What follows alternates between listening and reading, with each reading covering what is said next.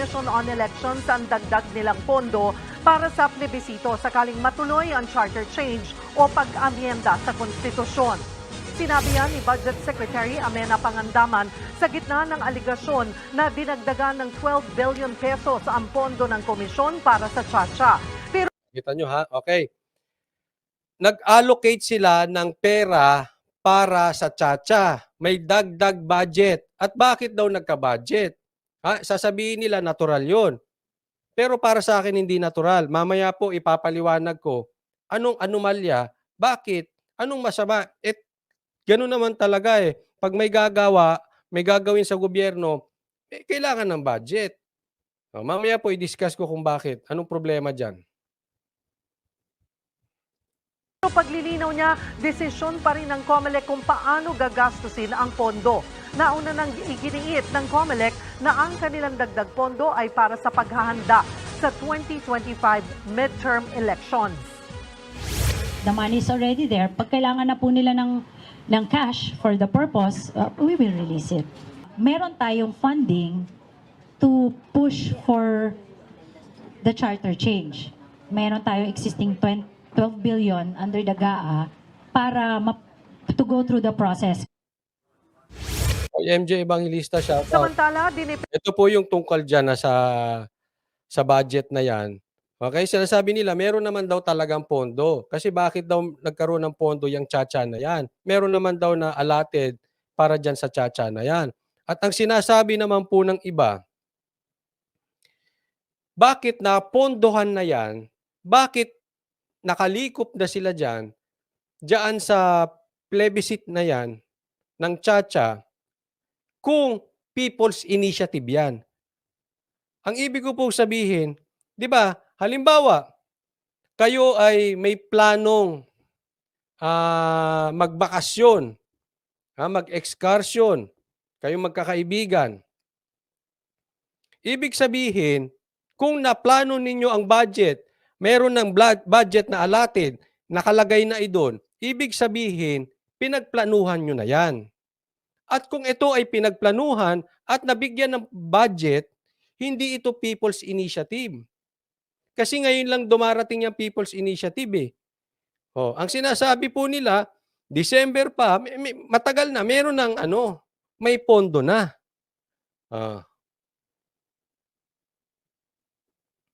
Naintindihan? Sabi naman dito ni Gemma Pasyente, may pondo sa Chacha pero sa DA wala. Dapat unahin ang kalam ng sikmura. Correct. Tama po. Kaya po alam mo, nakakapagtaka. Yung ganitong galawan na it proves, parang medyo, sa aking opinion lang, kung nakahanda na yung budget, may pondo na po tungkol dyan. Yung iba nga, sinasabi pa nga, namimigay ng ayuda. Saan galing yung pera sa ayuda? Kung mayroong budget para sa ayuda at dumadaan para sa pagpapapirma, isa lang ibig sabihin yan. Napagplanuhan yan. At may gumalaw na politiko. May kumukumpas. Di ba? Kaya nga itong mga nangyayari, pag binasa po natin, hindi po kayo maliligaw eh. Meron po talagang gumagalaw dito. Kitang-kita na po. Kaya ultimo nga si Marcos nagsalita. Katunayan na hindi ito parang bula na chismis na pinagkukwentuhan lang natin. Si Marcos nagsalita, si Subiri nagsalita, si Aimee nagsalita, ang dami na pong nagrereklamo dyan. Bakit hindi sumusunod pa rin itong kampo ni Tamba? Dire-diretso pa rin. Pensahan din ni Pangandaman ang pagkwestiyon sa halos 450 billion pesos na unprogrammed funds sa 2024 national budget. Ang unprogrammed appropriations ay ang pondong nakastandby sakaling kailanganin. Gitang kalihim, konstitusyonal o naaayon sa batas ang budget. Pinadedeklara itong unconstitutional ng ilang mambabatas sa inihain nilang petisyon sa Korte Suprema. Ito, yun lagi nila sinasabi, constitutional yan, constitutional yan, constitutional. O eto na mga nagrereklamo. Ultimo sa loob nila, buti nga may nagsasalita na eh. Senator Pimentel, ito naman ngayon si Lagman. Hindi ko alam kung anong motibo nila. But hopefully, totoo yung motibo.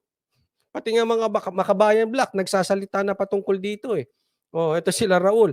Pero sana totoo. Baka mamaya, nagpapaepa lang yan, nag-iingay para kausapin. Alam nyo na, pag kinausap, biglang tatahimik. Di ba? Oh, para sa kanila, unconstitutional. O para sa mga nagrereklamo, naghahain ng petition, unconstitutional. Ang bottom line, kaduda-duda yung galawan na yan. Kaduda-duda ang galawan ng Kamara. Sabi dito ni Karaoke Bear, kaya nga minadali nila ang pagpasa ng budget, isinasabay nila sa SMNI hearings noong December. Correct. Hindi lang yan, sinasabay pa nila dun sa bombahan ng China dito sa West Philippine Sea. Kaya nga ako, tingin ko dyan yung bakbakan nila, yung binibira nila itong dyan sa West Philippine Sea para may maitago yung mga ganitong klaseng balita. Pinoy News File, sabi. Saglit. Baka sa script nila si Tambi ang fall guy para di obvious na sila ang may alam. Great plan na yan sa Chacha. Hindi ko alam. Sa tingin ko, ang makapangyarihan kasi si Tambi. Diyan sa sa Kamara, ang makapangyarihan diyan si Tambi. So, imposibleng gumagalaw yung nasa ilalim niya nang wala siyang kumpas.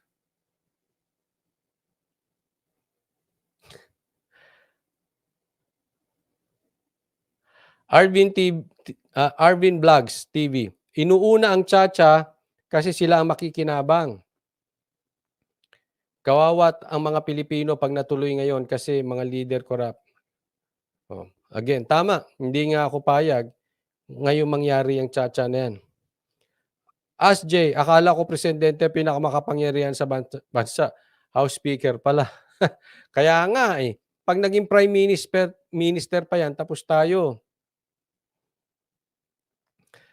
Lynn Tasha, good evening coach. Everyone, bitay na lang ang kulang sa mga korap na politician. Hindi po mangyayari yan. Kasi sino ba magpapasa ng batas? Halimbawa ay death penalty sa mga korap. Sa tingin mo, ipapasa yan ng mga Kamara? Hindi. Sila ang delikado dyan. Sino ba mag-a-approve? Sino ba posibleng korap? Di sila rin. Sino mag-a-approve? Sila rin. Sino magpapasa? Sila rin. Hindi nila, para silang nagbitay ng sarili nila. Malabo po yan. Maganda yung sinasabi ni Lynn Tasha, kaya lang malabo.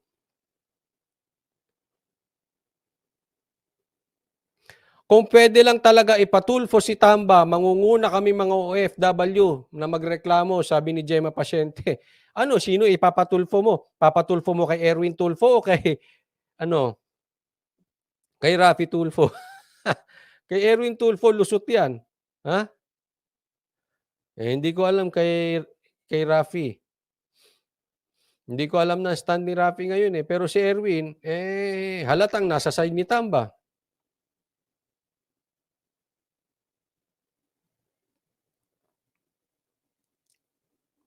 Sabi naman ni Rene Acupan, dahil puro drama lang yung mga sinasabi nila Marcos, Senado, kaya binabaliwala ni Tamba. O yun, kailangan talagang, ako, maniwala ako dyan pagka tinanggal si Tamba bilang House Speaker. O kaya,